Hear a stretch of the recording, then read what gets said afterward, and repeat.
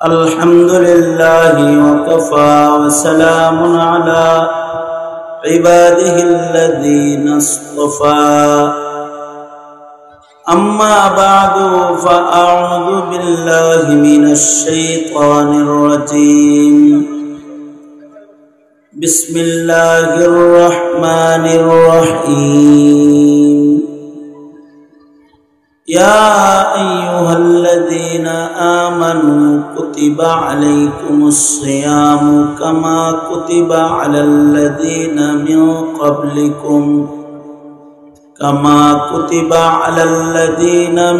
قبلكم لعلكم تتقون.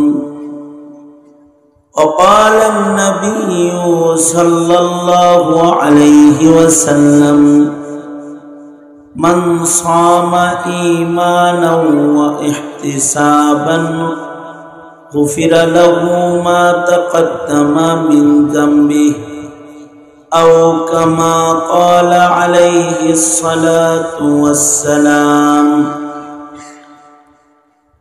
اللهم صل على محمد وعلى آل محمد كما صليت على إبراهيم وعلى آل إبراهيم إنك حميد مجيد.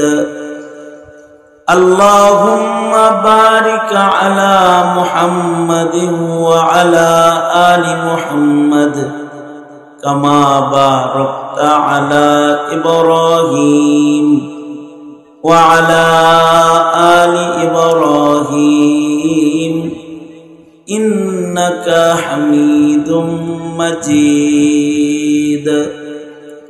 জামিয়া ইসলামিয়া দারুল এনাম মহিলা মাদ্রাসা এবং দারুল এনাম মডেল মাদ্রাসা বালক শাখা মাদ্রাসাদ্বয়ের ছাত্রদের পাগড়ি প্রদান উপলক্ষে আয়োজিত মহতি ওয়াজ মাহফিল 2025 মাহফিলের মোহতারাম সভাপতি, উপস্থিত হযরত বুজুর্গ উলামায়ে কেরাম, সম্মুখপানে সমবেত দিন প্রিয় ইসলাম প্রিয় দিনদার ইমানদার মুমিন মুসলমান ভাইরা, পর্দার আড়াল থেকে আলোচনায় শামিল মা বোনেরা, আল্লাহর দরবারে শুকর, আল্লাহ তাআলা দ্বীনি নসিহতের মজমায় ওলামাদের সোহবতে জান্নাতের বাগানে আমাদের আশার বসার তৌফিক দান করেছেন।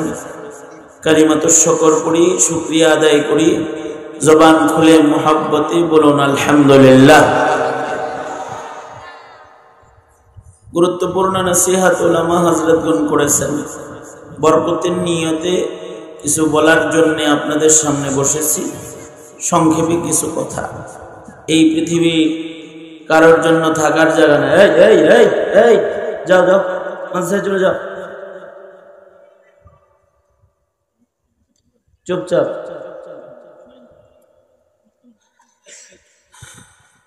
বরকতের নিয়তে কিছু বলতে বসেছি, সংক্ষেপে কিছু কথা। এই পৃথিবী থাকার জায়গা না। আমাদের পূর্বে যারা এই পৃথিবীতে আগমন করেছে তারা চলে গেছে। আমরা যারা এখন আছি আমরাও চলে যাব। আমাদের পরে যারা এই পৃথিবীতে আসবে তারাও চলে যাবে। কিন্তু যাওয়ার আগে আমাদের সকলকে আল্লাহওয়ালা হইতে হবে, মুত্তাকি হইতে হবে। যারা মুত্তাকি হবে মৃত্যুর আগে, আল্লাহওয়ালা যারা হবে, তাদের জন্য ঘোষণা আল্লাহ পাকের, আলা ইন্না আউলিয়া আল্লাহি লা খাউফুন আলাইহিম ওয়ালা হুম ইয়াহজানুন। আলা ইন্না আউলিয়া আল্লাহ লা খাউফুন আলাইহিম ওয়ালা হুম ইয়াহজানুন। আল্লাহ তাআলা বলেন, যারা দুনিয়াতে আল্লাহওয়ালা হবে তাদের ভয় নাই, তাদের কোনো পেরেশানি নেই। যদি কেউ আল্লাহওয়ালা না হয় দুনিয়াতে, তাহলে মৃত্যুর পরে তার পেরেশানি আছে, তার ভয় আছে, আযাবের ভয় আছে, শাস্তির ভয় আছে। আর যদি কেউ আল্লাহওয়ালা হয়ে যায় তাহলে তার ভয় নাই, তার পেরেশানি নাই, তার চিন্তা নাই। আল্লাহওয়ালা কে? আল্লাহওয়ালা হলো সে যার হৃদয়ে আল্লাহর ভয় আছে, সে আল্লাহওয়ালা। যে মুত্তাকি, যারা মুত্তাকি তারা আল্লাহওয়ালা। যারা মুত্তাকি না তারা আল্লাহওয়ালা না। ইমানদার হওয়া সহজ, কালেমা পড়লে ইমানদার হয়ে যায় বিশ্বাসের সাথে, কিন্তু আল্লাহওয়ালা হইতে মুত্তাকি হইতে হয়। আল্লাহওয়ালা হইতে হাফেজ হওয়া জরুরি না, আল্লাহওয়ালা হইতে আলেম হওয়া জরুরি না, আল্লাহওয়ালা হইতে এমএ পাস করা জরুরি না। আল্লাহওয়ালা হইতে ওয়াকানু ইয়াত্তাকুন, ঈমানের পাশাপাশি তাকওয়া থাকতে হবে। যাদের হৃদয়ে তাকওয়া থাকবে তারা আল্লাহওয়ালা। যাদের অন্তরে আল্লাহর ভয় আছে তারা আল্লাহওয়ালা। আল্লাহওয়ালা রিক্সাওয়ালাও যদি আল্লাহর ভয় হৃদয়ে আনে তাহলে রিক্সাওয়ালাটা আল্লাহ। একটা তরকারি বিক্রি করে একটা সাধারণ শ্রমিক, গার্মেন্টস শ্রমিক, কিন্তু তার ভেতরে আল্লাহর ভয় আছে, তাহলে সে কি আল্লাহ? বলেন সে কি? জোরে আওয়াজ করে বলেন। অথচ সে কি একটা রিক্সাওয়ালা অথবা একটা তরকারিওয়ালা। সাহাবায়ে কেরাম অনেকেরই তরকারিওয়ালা ছিল, কিন্তু তারা আল্লাহওয়ালা ছিল। এক সাহাবী তরকারি বিক্রি করত বাজারে বাজারে। এই সাহাবী তরকারি বেচত বাজারে বসে বসে। গ্রাম থেকে তরকারি আইনা মদিনার বাজারে দোকান সাজায়া বসে পড়ত। কিন্তু তরকারি বিক্রেতা কিন্তু আল্লাহওয়ালা। এমন আল্লাহওয়ালা যে আল্লাহ তাআলা তার উপরে রাজি। সুবহানাল্লাহ বলেন। নবী তার উপরে রাজি। এমন আল্লাহওয়ালা, রাদিয়াল্লাহু আনহুম ওয়া রাযু আনহু। আল্লাহর রাসূল বাজারে গেছেন, যা দেখে এই তরকারি বেচেছে, সে তরকারি সাজায়া বৈশা তরকারি বিক্রি করতেছে। রিওয়ায়াতে আছে আল্লাহর নবী পেছন দিক দিয়া যায়, তরকারিওয়ালার পেছনে যায় আল্লাহর নবী মাটির ভিতরে বসে পড়ছে। বৈশা পেছন দিক থেকে তাকে জড়ায়া ধরছে। বন্ধু বন্ধুর অনেক সময় পেছন দিক দিয়ে যায়, চোখ ধরে না, চোখ ধরে কয় বলো তো দেখি আমি কে। ঠিক না? এই তরকারিওয়ালার পিছনে যে আল্লাহর রাসূল বসে পড়ছেন এবং তাকে বুকের ভিতরে জাপটা দিয়া জড়ায়া ধরছেন। কালো কুৎসি মানুষ জড়ায়া ধরে আল্লাহর রাসূল বলেন, এই একটা গোলাম বিক্রি হবে, গোলাম, আমার একটা গোলাম বেচমু, এই যে এটা আমার গোলাম, কারা কারা কিনবে? নবী রসিকতা করতেছে। এই সাহাবী সে বলতেছে, আল্লাহর নবী আপনার গোলাম হইলে তো সফল হয়ে গেল। হাবিবুল্লাহ যদি কাউকে গোলাম হিসেবে বেচে দেয় তাহলে তার চাইতে সফলতা আছে? আল্লাহর রাসূল বলে, বাজারের লোকেরা দেখো, এটা আমার গ্রামের বন্ধু আর আমি তার শহরের বন্ধু। নবীজি বলতেছেন, এই তরকারিওয়ালা এই লোকটা আমার গ্রামের বন্ধু আর আমি হইলাম তার শহরের বন্ধু। তার মানে আল্লাহর রাসূল কতটা মোহাব্বত করতেছে। তার তো কিছু নাই, গায়ের রং কালো, টাকা নাই, সে বসে তরকারি বেচতেছে, কিন্তু আল্লাহর কাছে বড় প্রিয়, নবীর কাছে বড় মোহাব্বতের। তার মানে তার ভেতরে আছে তাকওয়াল্লাহ। সে আল্লাহ আল্লাহ রাসূলের মুহাব্বতের ভালোবাসা। যদি এমন কেউ গরিব দরিদ্রও হয় কিন্তু তার ভেতর যদি আল্লাহওয়ালা হয়, তাকওয়াওয়ালা ভেতর হয়, তখন তারা আল্লাহ আল্লাহর রাসূল খালি ভালোবাসে না, ফেরেশতারাও ভালোবাসে, তাকে ফেরেশতারাও ভালোবাসে। এক সাহাবী গরিব, তার ছোট্ট একটা ঘর বুখারীতে আছে। এই ছোট্ট ঘরের ভেতরে বসে বসে সে আল্লাহর কোরআন পড়তেছে, কোরআনে কারীম পড়তেছে। সাহাবীর ছোট্ট একটা ঘর, তার ভেতরে সাহাবী ঘরের কোনায় বসে বসে আল্লাহর কালাম পড়তেছে, আর সাহাবীর বাচ্চাটা ছেলেটা তার পাশে ঘুমাইতেছে, আর সাহাবীর ঘোড়াটা তার ঘরের ভেতরে বান্ধা আছে। কিন্তু হঠাৎ ঘোড়া লাফানো শুরু করছে। ঘোড়া বড় হাসাস জানোয়ার। ঘোড়া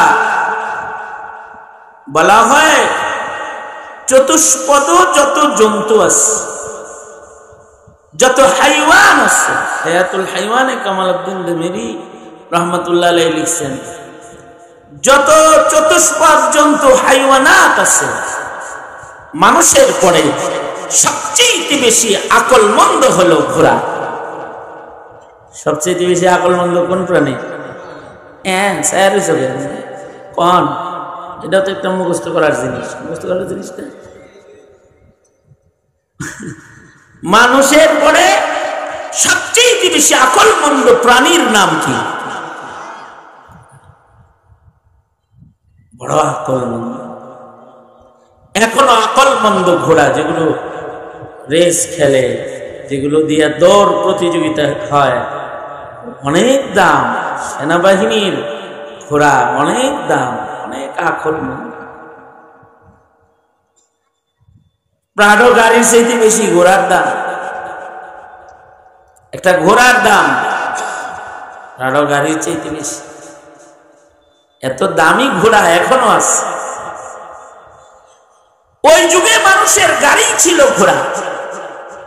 তখন তার 4 চাকা ছিল না, 4 পাওয়া ছিল। এটাই গাড়ি। যার একটা ঘোড়া আছে তার একটা গাড়ি আছে। বড় হাসাস জানোয়ার, বড় সতর্ক, সতর্ক, খুব সতর্ক ঘোড়া। তার মনিব ঘুমাচ্ছিল, ঘুম থেকে উঠছে, মনিবের পায়ের আওয়াজ পাইছে, ওর ঘুম ভেঙে যাবে। ও উঠে দাঁড়িয়ে একেবারে প্রস্তুত হয়ে যাবে যে মনিব আসতেছে, আইসা যেন আমারে খুশায় উঠাইতে না হয়, গরুর মতো না লেজে দিয়ে উঠাইব। মনিব ওর কাছে আসার আগে ও উঠে দাঁড়িয়ে প্রস্তুত হয়ে জিন পড়ার জন্য রেডি হয়ে যাবে। জিন পোষ বসায় দেন, আমার ওগুলো উঠা পড়ে। এরকম বড় বুদ্ধিমান এবং মনিবের বড় ভক্ত। মনিবের অনেক ভক্ত। এই কানটা ধরে উঠাই দেবো, এখান থেকে কান ধরে উঠাই দেবো, কান ধরে উঠাই দেবো। ওয়াজ শোনা শিখায় চলে যাবো, বাস, তাতেই ওয়াজ হয়ে যাবে। এত ওয়াজ করতে হয় সব দিন? মনিবের এত ফরমাবরদার ঘোড়া, মনিবের ফরমাবরদার যে মনিব ওকে নিয়ে যুদ্ধে যায়। ও তীরের আঘাত নিজে খাবে, মনিবের গায়ে লাগতে দিবে না। যতক্ষণ ও জাগ্রত থাকবে ততক্ষণ এই মনিবরে তীর তরবারি আঘাত দিতে পারবো না। লাভ দিয়ে সাকসিড হয়ে যাবে। এ কারণে ঘোড়া যুদ্ধের বড় সামান।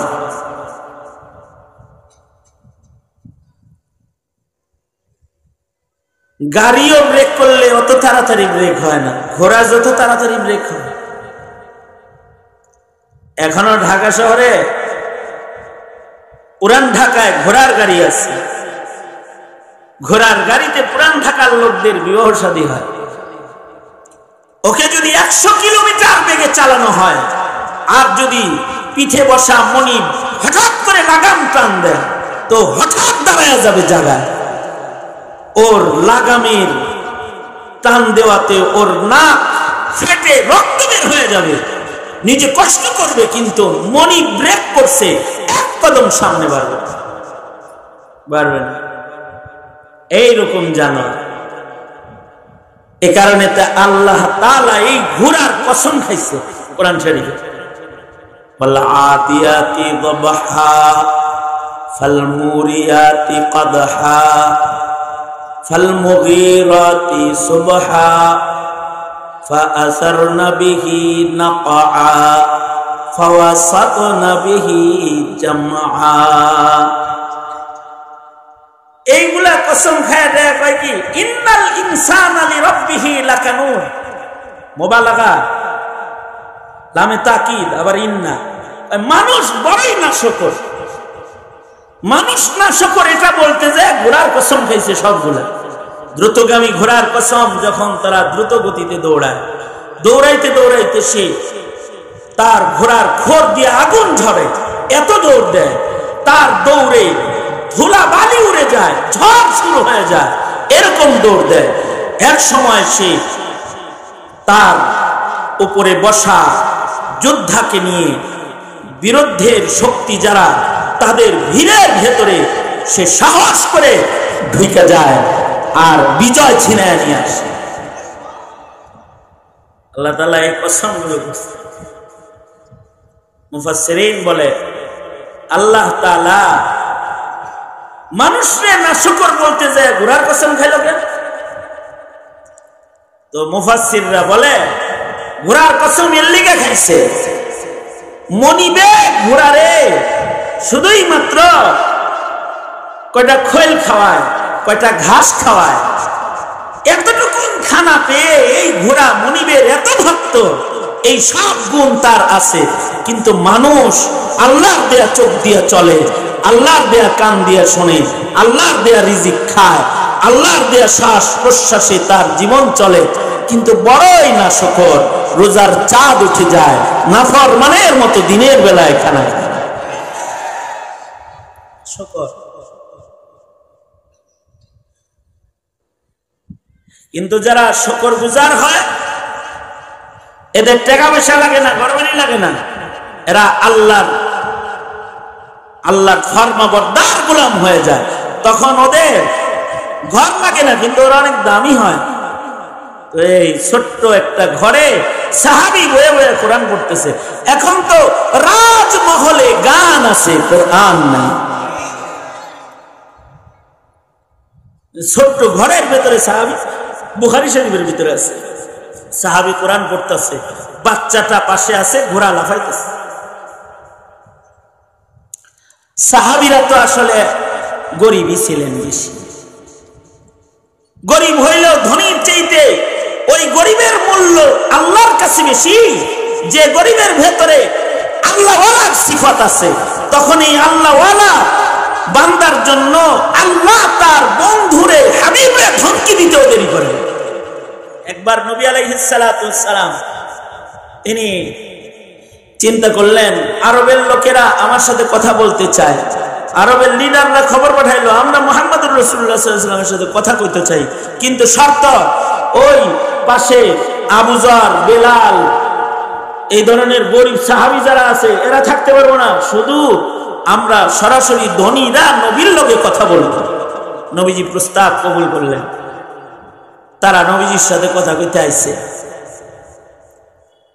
নবীজি যখন এই ধনীদেরকে নিয়ে কথা বলতেছেন, আরবের লিডারদেরকে নিয়ে, নবীজির ইচ্ছা হলো একটা লিডার যদি কালেমা পড়ে, তাহলে ওর দ্বারা হাজারো মানুষের কালেমা পড়ার রাস্তা খুলে যাবে। যেন নবীজি গুরুত্ব দিচ্ছেন। কথা চলছে, ঠিক এমন সময় আব্দুল্লাহ ইবনে উম্মে মাকতুম সাহাবী, অন্ধ সাহাবী, দরিদ্র সাহাবী নবীজির কাছে আসছে কথা কইতে। মাসালা যে আল্লাহর রাসূল একটু বিরক্ত হয়েছেন, বুড়োকে গুছায় গেছে নবীজি, একটু বিরক্ত হয়েছেন। আল্লাহ তাআলা সাথে সাথে এই অন্ধ আল্লাহওয়ালার জন্য তার হাবিবরে ধমকি দিয়া কয়, আপনি ভোগ বঞ্চিত করলেন, আপনার কাছে এই গরিব এসেছে তাই আপনি যাবে যে ধনীদেরকে নিয়ে দাঁড়িয়ে আছেন, এমন লাখো কোটি ধনীর চাইতে এরকম একটা ফকিরের মূল্য আমার কাছে বেশি। আল্লাহ তাআলা আল্লাহওয়ালা হইলে গরিব হইলেও তার পছন্দ। আল্লাহর রাসূল বাইতুল্লাহ তাওয়াফ করতেছিলেন আর কাবা ঘর তাকায় তাকায় দেখতেছিলেন আর বলতেছিলেন, এই এই যে কাবা যেটাকে ঘিরে সবাই তাওয়াফ করতেছে, একটা হাবশী কালা ইমানদার গরিব গোলামের মূল্য এমন কাবার চাইতে আল্লাহর কাছে অনেক দাম। আল্লাহু আকবার। কি গুণ কি তার গুণ হলো সে আল্লাহওয়ালা। তার গুণ কি জোরে বলেন, তার গুণ কি জোরে বলেন, আল্লাহওয়ালা। আল্লাহওয়ালা হইতে হইব সবাই। সাহাবীদের ধন ছিল না, চামড়ার সৌন্দর্য ছিল না, গায়ে কাপড় ছিল না, এখন তো ফহিনী, কিন্তু সাজ্জা গাজ্জা সুন্দর হয়ে থাকে না। চেহারা দেখলে মনে হয় যে আস্তে একটা রাস্তার লেবার, কিন্তু টাইটি বলে এইরকম ভাবে সাজছে মনে হয় যে উনি উপরস্থ কোন সেনা অফিসার, বড় অফিসার, তাই না? সাহাবায়ে কেরামের তো কোনো কাপড় চোপড় ছিল না, এত দরিদ্র ছিল সাহাবীরা। দরিদ্র, কাপড় চোপড় নাই, শান শওকত নাই। এখনকার মানুষ ধনে, টাকা পয়সা, গাড়ি বাড়ি, পোশাক পরিচ্ছদ এগুলোতে ধনী, কিন্তু দিল বড় নোংরা, দরিদ্র দিল। দিলটা একেবারে দরিদ্র। সালমানের রহমানের লিখিব, দিল এত দরিদ্র যে দরিদ্র লোকের হক মেরে খায় আঙ্গুল ফুলে কলা গাছ হয়ে যায়। দরিদ্র। আর সাহাবীরা টাকা পয়সায় ধনী না, কিন্তু তারা ঈমান, আমল, তাকওয়া, খোদা ভীতির দৌলতে তারা বড় ধনী। আল্লাহু আকবার। এই দৌলতে তারা অনেক ধনী। বুখারী শরীফে আছে কিতাবুন নিকাহে আরেকটা হাদিস আছে, এক মহিলা নবীজির কাছে এসে বলে, নবীজি আমারে বিয়ে করেন, আমি আপনার কাছে বিয়ে বসতেছি। আল্লাহর রাসূল বললেন, লা হাজাতা লি, আমার বিয়ার দরকার নাই এখন, অথবা বিয়া করার অনুমতি নাই আমার। বিয়া কি আমি আমার ইচ্ছায় করি নাকি? মনে রাখতে হবে নবীজির বহু বিবাহ নবীর ইচ্ছায় না, কার ইচ্ছায়? জোরে বলেন।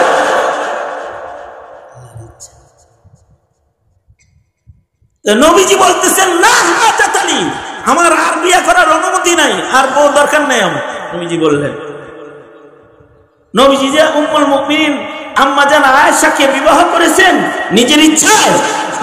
জিবরাইল রেশমি কাপড়ে হযরত আয়েশার ছবি নিয়ে আয়া দেখায়া কয়, এই যে এটা আপনার বিবি, আল্লাহ ঠিক করছে, পছন্দ হয়নি দেখেন তো। আল্লাহর রাসূল বলতেছে। এই কারণে হযরত ওমর বলেছিলেন, মুনাফিকরা আয়েশা সিদ্দিকার উপরে তহমত দিছে, তাতে কি আপনি পেরেশান কেন? আল্লাহ আপনারে বিয়ে করাইছে না, আল্লাহ বুঝি আপনার ঘরে কোনো নাপাক মহিলা পাঠাইছে, অপেক্ষা করেন তহরাত আসবে। হাদা বুহতানুন আযীম। হযরত ওমর বলছে, সাথে সাথে 10 আয়াত নাযিল হয়েছে, 10 আয়াত। নবী তো নিজের ইচ্ছায় বিয়ে শাদী করে না, বেডি তো নবীর কাছে বিয়ে পাইছে। নবীজি বলছেন, লা হাজাতা লি, বিয়ার দরকার আমার নাই, অথবা আমার বিয়ার অনুমতি এখন নাই। পাশেই বসা ছিল মনীষ সাহেবের মতো একজন সাহাবী, আমার দোস্ত তো, বন্ধু তো, তাই এরকম করতেছি। সাহাবী একজন পাশে বসা, সাহাবী কয়, ঠিক আছে আল্লাহর নবী, আপনার লাগবে না, তাতে কি, আমার লাগবে, আমারে দিয়ে দেন। সাহাবী কইতেছে, আমারে দিয়ে দেন। তা আল্লাহর রাসূল বললেন, ঠিক আছে তোমারে দিয়ে দিলাম, যাও মহারণা নিয়ে আসো। সাহাবী কয় আমি গরিব, আমার মোহর নেই। নবীজি বললেন যদি লোহার একটি আঙ্গুঠিও হয় তাও নিয়ে আসো। লোহার আংটি, লোহার আংটি ওই যে বেছে না বান্যাতি লোহানের, কত এটার দাম? 2 টাকা 3 টাকা 5 টাকায় বেছে না একটা লোহার আংটি। এরকম একটা লোহার আংটি হইলেও নিয়ে আসো, ওইটাকে মোহর বানায় তোমার কাছে বিয়ে দিয়ে দিই। সাহাবী গেছে আংটি আনতে, গুইরা টুইরা এক হয় আমার আংটিও নাই, আংটিও নাই। আল্লাহর রাসূল বললেন তাই বিয়ে করবা কেমনে? মোহর দিমু কি? মোহর নির্ধারণ করবো কি? সাহাবী তো শরীয়ত সহজ বানায়, জানে যে নিজের সমস্যা কইতে থাই আল্লাহ একটা সহজ লাইন বের কইরেই দিব। আল্লাহর রাসূল সাল্লাল্লাহু আলাইহি ওয়াসাল্লাম বললেন কি মহারণা দিয়ে বিয়ে হবে তোমার? সাহাবী কয় কি আছে মোহর একটা, এই যে তাহবান লুঙ্গি যেটা আছে এটা খুলে দিয়ে দিই। আল্লাহর রাসূল বললেন হাইসা দিয়া, নবীজি কয় হেই তুই লুঙ্গি খুলে দিলে তুই পরবি কি? লুঙ্গি যদি মোহর হিসাবে খুলে দাও তুমি পরবাটা কি? বলার উদ্দেশ্য হলো সাহাবীর লুঙ্গি ছাড়া আর কিছু নাই। তোমার আমার তো অনেক কিছু আছে, কিন্তু তোমার আমার কাছে খৌফ ও খাশিয়াত নাই, ইবাদত নাই। তোমার আমার তারাবি নাই, রোজা নাই, কোরআন তেলাওয়াত নাই, জিকির নাই, ইবাদত নাই, আল্লাহর ভয় নাই। সাহাবীর লুঙ্গিও নাই, কিন্তু তার হৃদয় ভরা আছে আল্লাহর ডর, আল্লাহর ভয়। এল সাহাবী। এইটাও বুখারী শরীফে আছে। এক সাহাবী রোজার মাসে নবীজির কাছে এসে বলে আল্লাহর নবী আমি তো রোজার মাসে দিনের বেলায় বিবির সাথে থেকে হলাইছি, দিনের বেলায় রোজা ভাঙা লাইছে। রোজা কি? পানাহার ও জৈবিক চাহিদা থেকে বিরত থাকবে নির্ধারিত সময় রোজা। এটার পাশাপাশি গুনাহ থেকেও বেঁচে থাকবে। হালাল জিনিসও গ্রহণ করবে না, বিবি হালাল দিনে বিবির কাছে যাবে না, খাবার পানি খাদ্য গ্রহণ করা হালাল জৈবিক চাহিদা আল্লাহর সন্তুষ্টির জন্য, এই চাহিদা থেকে নিজেকে বিরত রাখবে রোজা। সাহাবী দিনের বেলায় বিবির লগে থাকছে, থাকা সাহাবী তো একটা রোজা ভাঙছে, ডর ভয় আছে। আর এখন তো রোজা ভাঙ্গা বয় নাই, আবার বিড়ি খায়, ভাঙ্গা ভাঙ্গা আবার বিড়িও খায়। হ্যার বিড়ির ধোঁয়ায় রোজাদারের রোজা ভেঙে যায়। তার বাইকে যিনি বিড়ি খেয়েছে রে বাসায়, রোজা তো ভাঙছে ভাঙছে আবার বিড়ি খেয়েছে। আর সাহাবী রোজা ভাঙ্গা নবীজির কাছে এসে বলে আল্লাহর নবী রোজা ভাঙ্গা লাইছি, কি করুন? আল্লাহর রাসূল বললেন একটা গোলাম আজাদ করে দাও। আমি গরিব মানুষ, আমার গোলাম টোলাম নাই, আর কোনো অপশন নাই মাপ টাপ নেওয়ার। আল্লাহর রাসূল বললেন অপশন 2, 60টা রোজা রাখবা, 2 মাস রোজা রাখবা। সাহাবী বলে একটা রাখতে যাই বেজাল করছি, 60টা কেমনে রাখবো? আর সহজ কোনো পন্থা নাই। নবী বললেন অপশন 3, 60 জন মিসকিনরে খানা খাওয়ায়া দাও। সাহাবী কয় আমি নিজেই মিসকিন। রাসূল বললেন অপশন 4, এই যে নাও আমার কাছে একটা পোটলা আছে, এর ভেতরে আটা আছে, এর ভেতরে জব আছে, এর ভেতরে খাজুর আছে, এই যে বস্তা একটা দিয়ে দিলাম তোমাকে হাদিয়া, যাও কিছু মাসাকিন দাওয়াত দিয়া রোজার কাফরা হিসেবে খাওয়ায় দাও, আল্লাহরে কয়ে দেব। সাহাবী বস্তাটা মাথায় নিয়ে চলে যেতেছে, যাওয়ার সময় ঘুরা ফিরা কয় আল্লাহর নবী গোটা মদিনায় আমার সাথে বড় মিসকিন নাই, এগুলো অন্য মিসকিনদের খাওয়ানোর কোন লাইন নেই, আমি খায়া ফেলাম। আল্লাহর রাসূল হেসে দিয়েছে। তার মানে মুহাদ্দিসরা বলে হাসি হইল ইজাজত। আপনি বিয়ের প্রস্তাব দিয়েছেন আপনার মেয়েরে, এই মা তোর লেগে অমুক আর্মি অফিসার, তার সাথে তোর বিয়ে ঠিক করছি, এত টাকা মহারণা, তুই কি রাজি? যদি কবুল না করে হাসে যদি, হাসি দেখতে অনুমতি। তার মানে নবী হাসা দিছে, তার মানে নবী বলতেছে ঠিক আছে যা, কিছুই যেহেতু পারবি না, আল্লাহরে বললে আমরা ভাও করতেছি, তুই খাগা। তখন তো রাসূল ছিল, সাহাবীরা ভাও করে লইছে নবীরে দিয়ে, আপনি আমি ভাও করবো কেমনি? হ্যাঁ, আপনারা আমারে ভাওয়ের সুযোগ দেওয়া লাগে না?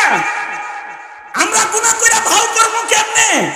এর লেগে আল্লাহ কয় আমার হাবিব নাই, কিন্তু হাবিবের উম্মত তোরা, তোদের ভাও করার লাইন করে দিতেছি। 11 মাস পরে একটা রমজান দিব, হক আদায় করিস, বছরের গুনাহ না জিন্দেগীর গুনাহ মাফ করে একেবারে ওলি হয়ে যাবি, মুত্তাকি হয়ে যাবি। 30 দিনে মুত্তাকি হয়ে যাবি তোরা।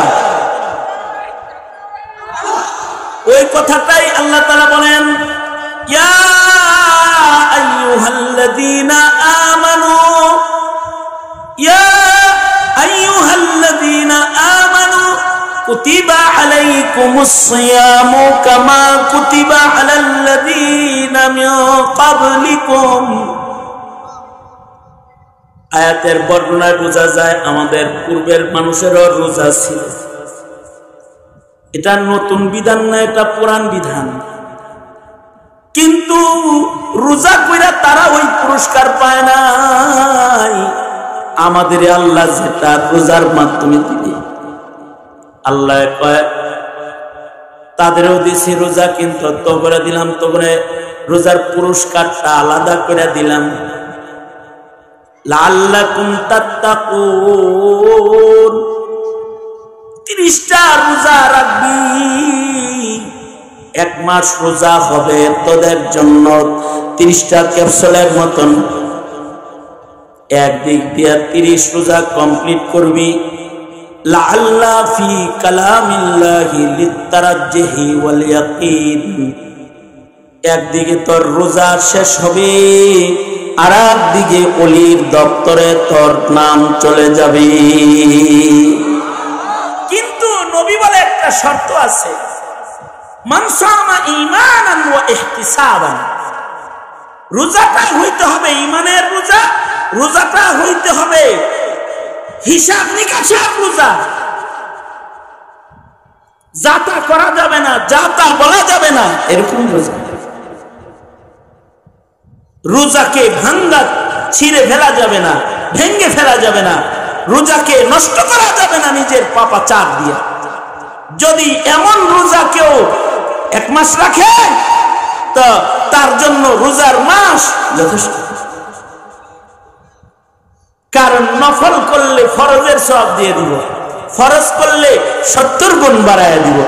1 লাইলাতুল কদর ইবাদত করলে 80 বছরের চাইতেও অধিক কাল ইবাদত করার সওয়াব 1 রাতের বিনিময়ে আমলনামায় উঠায় দিব। আল্লাহু আকবার কাবীর। আপনারা বলবেন কি কি করণ লাগবে রোজার মাসে? আমাদের কিছু করণ লাগবে না, গুনাহ করেন না। কয় রাকাত নামাজ পড়ন লাগবে, বেশি নামাজও পড়তে হইব না, শুধু তারাবিটা পড়েন, এশার নামাজ পড়েন, আরামে ঘুম যায়েন, ফজরের নামাজ জামাতের সাথে সেহরি খায়া পড়া আরাম করেন, পাপাচারে যায়েন না। রাত পড়া, দাঁড়ায় দাঁড়ায় কোরআন পড়া, নামাজ পড়া সবার কাম না, সাহাবীরাও সবাই এগুলো পারে না। হ্যাঁ, কেউ কেউ সারা রাত দাঁড়ায় নামাজ পড়ছে, কেউ কেউ সারা রমজান কোরআন পড়েছে। আমাদের আকাবিরদের কেউ কেউ দিনে 1 খতম, রাত্রে 1 খতম পড়ছে। ইমাম শাফি রহমতুল্লাহ আলাইহি ডেইলি 1 খতম পড়ছে। ইমামে আজম আবু হানিফা রহমতুল্লাহ আলাইহি দিনে রাতে খতম করছে। 2 রাকাত নামাজে উনি 1 খতম করে কোরআন শরীফ পড়তেন। 2 রাকাত নামাজ সম্ভব? সম্ভব। নিজেরে যদি কেউ আজাদ মনে করে তাহলে সম্ভব না, জেলখানায় মনে করলে সম্ভব। যেমন আমরা যখন জেলে ছিলাম তখন আমাদের সাথীরা 2 দিনেও খতম করত, আর কোনো কাম নাই। তো হাসিনার জেলখানায় আর কোনো কাম আছে কোরআন পড়া ছাড়া? আর কোনো কাম নাই। তো 1 দিন 15 পারা করে বলে, নামাজের ভেতরে 5 পারা 7 পারা। এই মামুনুল হক সাহেব নামাজের ভেতরে 5 পারা 7 পারা, জেলখানায় ছিল।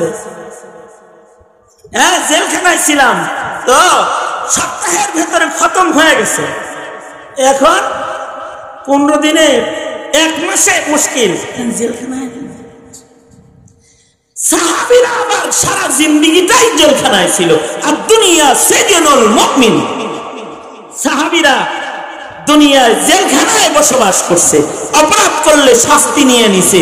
জেলে যেমন অপরাধীদের শাস্তি দেয়, সাহাবীরা মুক্ত জমিনেও অপরাধ করলে নবীর সাজা তারা গ্রহণ করেছে। সিজনুল মুমিন। এ কারণে আমাদের আজাদি আমাদের নষ্ট করেছে। রমাদান এসেছে আমাদের গোলামীর জিঞ্জিরে আবদ্ধ করতে। আসলে নিজেদেরকে গোলামীর জিঞ্জিরে আবদ্ধ করে ফেলাই। ইনশাআল্লাহ বলেন, জোরে করে বলেন ইনশাআল্লাহ। ঈমান আর আমল ঠিক করে ফেলাই, পৃথিবীর কোন শক্তি আমাদের সাথে পারবে না, পৃথিবীর কোন শক্তি পারবে না। আর যদি ঈমান আমল ঠিক না হয়, খৌফ ও খাশিয়াত না আসে, তো সংখ্যা দিয়া বিজয় অর্জন করা যাবে না। গুনাহের কারণে মাওলা নারাজ হইলে এক জালিম তাড়াইছেন, আর এক জালিম গারে বইব, দেখেন আর একটা জালিম ঘাড়ে বইব।